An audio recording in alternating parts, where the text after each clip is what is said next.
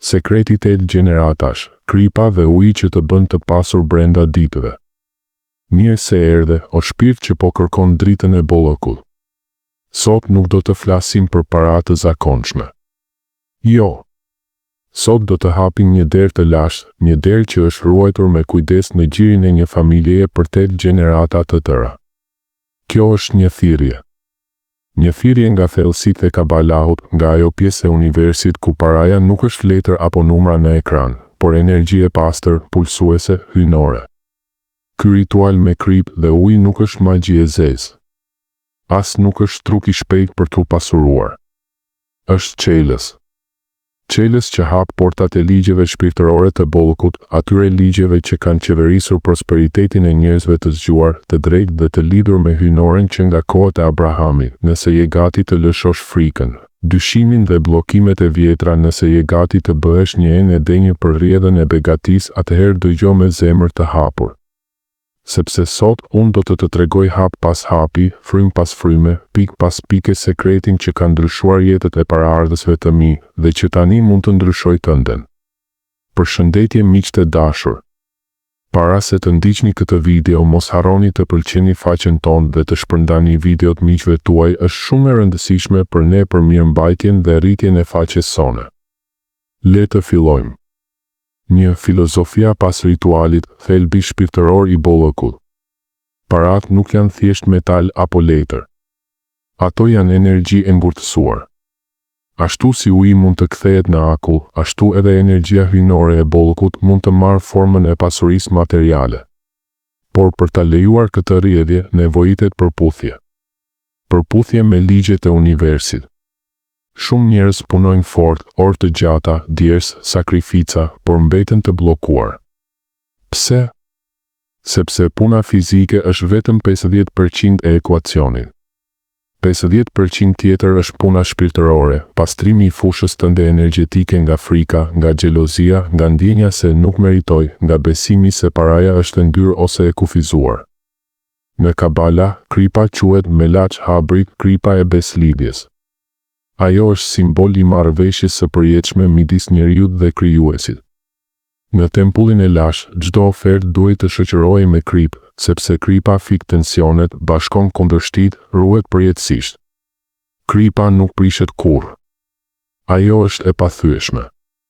Dhe kur bashkohet me ujin, simbolin e mëshirës, të rrjedhës, krijohet një alkimi shpirtërore, pastrimi i plot dhe hapja e portave të bollokut.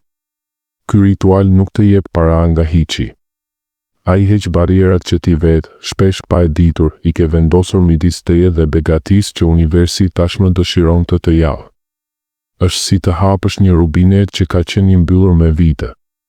Imagjino një lumë të artë që rrjedh nga qielli, por para shtëpisë tënde ka një digë ndërtuar nga gurët e frikës. Nëse kemi shumë, dikush tjetër do të ketë më pak, paraja më prish karakterin, nuk jam mjaft i mirë. Ky ritual e shkrin atë digë, gur pas guri.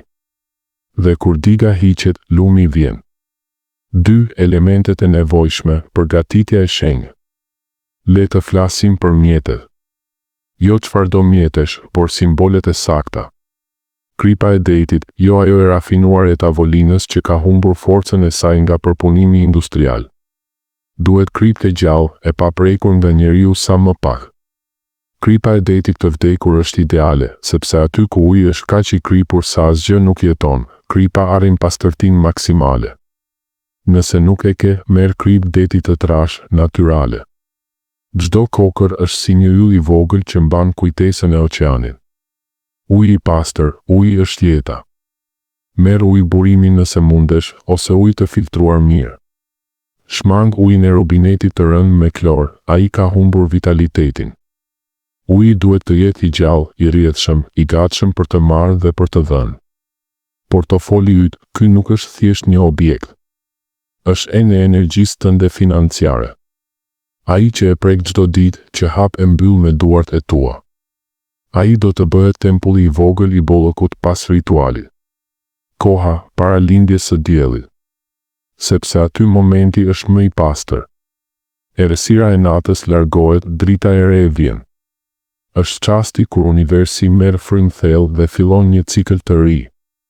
Mblidhini këto me nderim. Vendosi në një vend të qetë natën para. Mos I trajto si sende të zakonshme, ato janë kyçet e një dere të fshehur.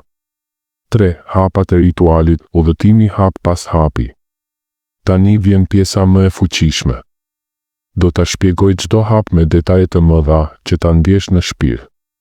Hapi 1. Përgatitja e natës. Në mbrëmje, merr një tas të pastër qelçi. Hidh një lugë të plot krip deti. Mbaje tasin mes duarve, mbyll sytë dhe thuaj me zë të ulët por të fortë. O Zoti I universit, burimi çdo begatje, beko këtë krip që të bëhet qelës I bollokut tim. Largo çdo pengesë, hap çdo derë. Lëre tasin në dritaren lindore ose në një vend ku do të shoh dritën e parë të agimit. Hapi 2. Zgimi para diellit. Zgjohu kur qielli është ende grizi. Laj duart 3 herë djathtas, majtas, djathtas, duke lënë ujin të rrjedhë mbi gishtërinë si një lumë pastrimi. Kjo është netilat jadaim shpirtërore, heqja e papastërtive të natës. Hapi 3. Frymëmarrja e shenjtë. Mbaje tasin pranë zemrës. Merr 3 frymëmarrje të thella. Frymë e parë, thith dritën, lëshoj frikën nga paraja. Frymë e dytë, thith bollkun, lëshoj dyshimin. Frymë e tretë, thith mirënjohje, lëshoj çdo mendim të vjetër mungese. Hapi 4. Bashkimi I elementeve. Hidhe ujin ngadalë mbi kripën. Ndërsa derdh, thuaj me pasion. Ashtu si kripa dhe uji bashkohen në harmoni të përsosur, ashtu u bashkoft bollku hynor me jetën time. Ashtu si kjo përzierje nuk ndahet kur, ashtu qoftë begatia ime e përhershme. Hapi 5. Përzierja magjike. Me gishtin tregues të djathtë, përzier 7 herë në drejtim të akrepave të orës. 7 është numri I krijimit, I plotësimit. Ndërsa përzien, vizualizo, shiko veten duke hapur postën me një çek të madh, duke hyrë në shtëpinë e ëndrave, duke ndihmuar familjen, duke udhëtuar. Lëre imazhet të rrjedhin si filma të gjallë në mendjen tënde. Hapi 6. Aktivizimi I portofolit. Zhyt duart në ujë krip për 30 sekonda.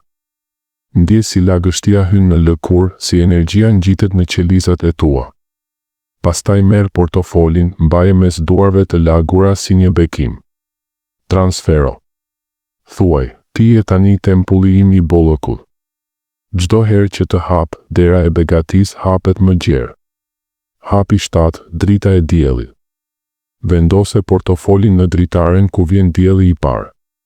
Lëre 10 deri 15 minuta. Dielli është simbol I dritës hynore, ai aktivizon gjithçka. Hapi 8. Mbyllja me mirënjohje. Hidhe ujin e mbetur në tokë, nëse mundesh jashtë, ose në lavaman, duke thënë, faleminderit që më pastruat, që më hape rrugët. Kjo energji kthehet në tokë si fare e bollokut.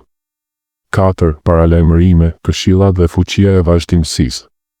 Ky ritual është I fuqishëm, prandaj kërkon zemër të pastër. Mos e bëj nëse ke urrëtie, inat apo xhelozi ndaj dikujt që ka më shumë.